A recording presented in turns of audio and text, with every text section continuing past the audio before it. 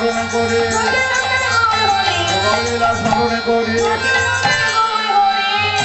পরিধান করেছে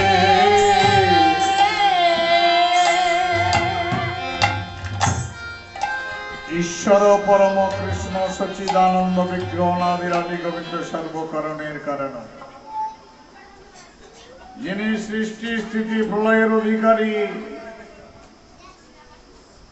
কলি যুগে জীবের দশা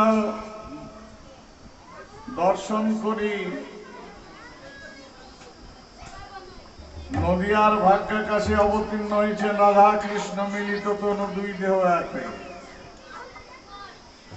দুটি দেহ এক, রাধা কৃষ্ণ মিলিত তনু। রাধা কৃষ্ণ কেন এই রাধা কৃষ্ণ মিলিত তনু হয়ে এসেছেন?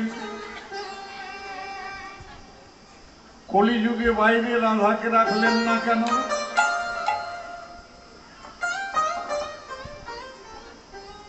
কলিযুগে বাইরে রাধাকে রাখলেন না কেন? না, কলিযুগে বাইরে রাধাকে রাখলে আবার হয়তো ঋণী হয়ে যাব।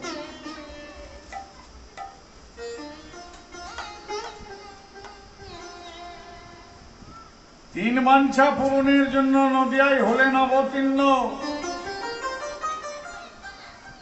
আপ কান্তি বিলাস। রাধা প্রেমের মহিমা কতখানি তা তিনি জানবেন। রাধা প্রেমের মহিমার আলোকপাতে রাধারানীর কতখানি সেটাও তিনি জানবেন। অন্তর কৃষ্ণ, বহির গৌরাঙ্গ।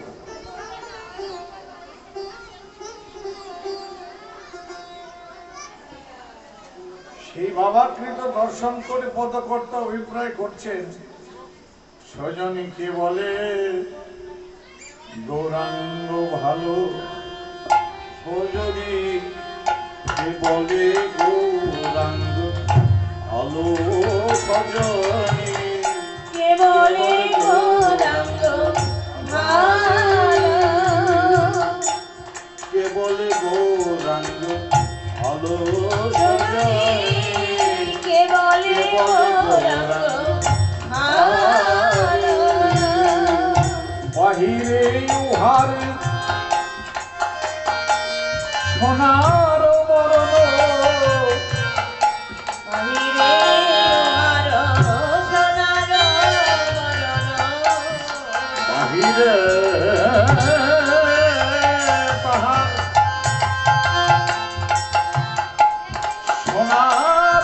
বরণ, বাহিরে উহার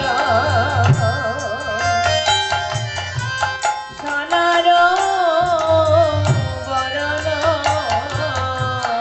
ভিতরে তাহার আলো, ভিতরে তাহার কালো, বাহিরে তাহার সোনার বরণ, কেন ভিতরে তাহার কালো কালো, ভিতরে তাহার কালো,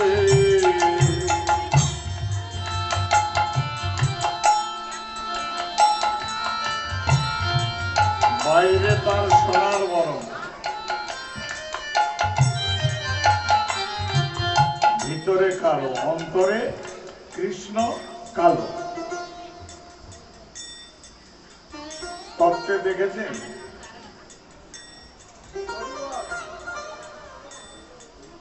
কৃষ্ণ কালো, কালো শ্যামবর্ণ।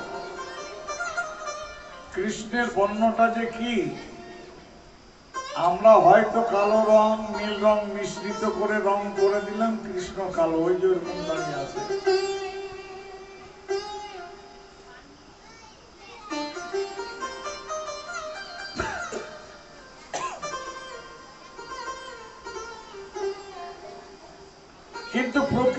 যে কৃষ্ণের রং সেটা কি আমরা জানি না, বুঝি না।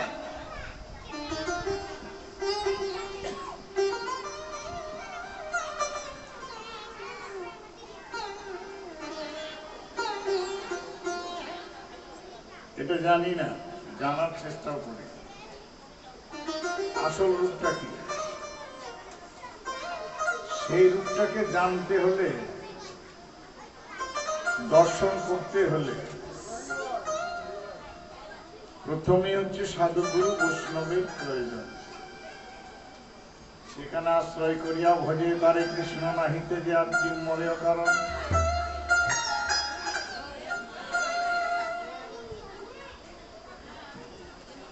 আশ্রয় করিয়া ভজে তারে কৃষ্ণ নাহিতে যে আর মরে কারণ।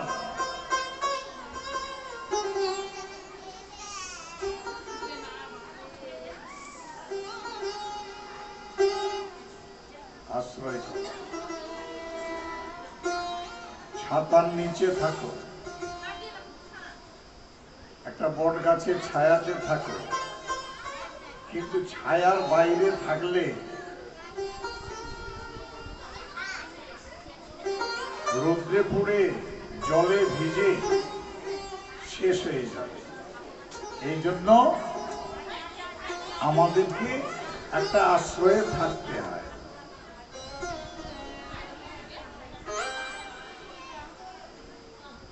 তো গৌর হরি আজকে রাধারানীর প্রেমে ঋণ শোধ করার জন্য রাধারানীকে বাইরে রাখেননি। যে আধা অঙ্গ থেকে রাধার জন্ম,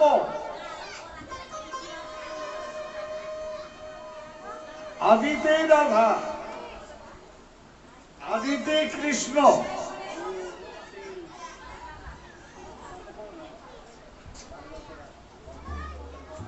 আদিতেই কৃষ্ণ, ঈশ্বর পরম কৃষ্ণ সচ্চিদানন্দ বিগ্রহ আদিরাদি গোবিন্দ সর্বকারণের কারণ। ঈশ্বর নিরাকার, নিজের ইচ্ছায় সাকার হলেন, তাকে কেউ সৃষ্টি করে না। নিজের ইচ্ছায় সাকার হয়ে একা একা ভালো লাগে না, তাই আধা অঙ্গ থেকে রাধাকে সৃষ্টি করে। রাধাকে সৃষ্টি করেছেন, তো সেই রাধাই বৃন্দাবনে লীলা খেলা করতে এসে ভক্তের মনোবাসনা পূরণ করার জন্য এখানে রাধার প্রেমের ঋণে পড়ে গেলেন কৃষ্ণ। আর সেই কৃষ্ণ বাচ্চাগুলো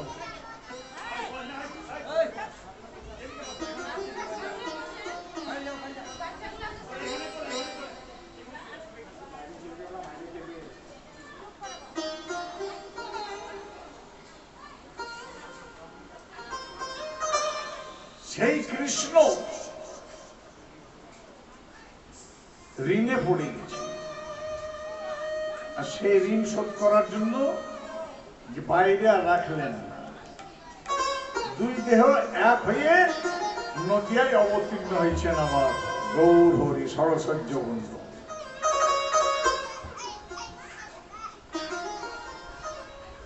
প্রশ্ন আসবে যে রাধারানী যে দুই দেহ এক হলেন, আমরা তো গ্রন্থে পাচ্ছি রাধারানী গদাধর কলিযুগে, তাই না কি? হ্যাঁ, সেই রাধাটাকে, এটা আমাদের জানতে হবে, সেই রাধাটাকে। বৃন্দাবন লীলা সমাপ্তির দিকে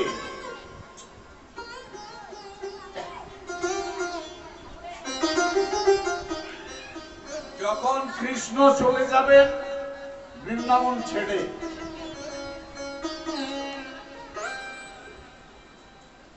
তখন ওই সখীরা এক দৃষ্টিতে চেয়ে আছে রাধারানী কৃষ্ণের বদন পানে, চেয়ে আছে কেন? যে আমি যেখান থেকে এসেছি আমি সেখানে চলে যাব, লীন। একে বলা হয় ভক্ত ভগবানের লীন, মিশে যাওয়া।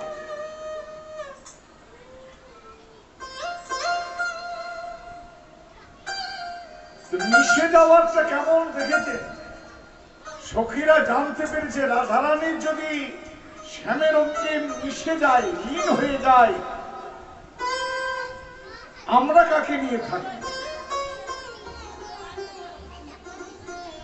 কাকে নিয়ে থাকবো? রাধারানীকে যখন ধরেছেন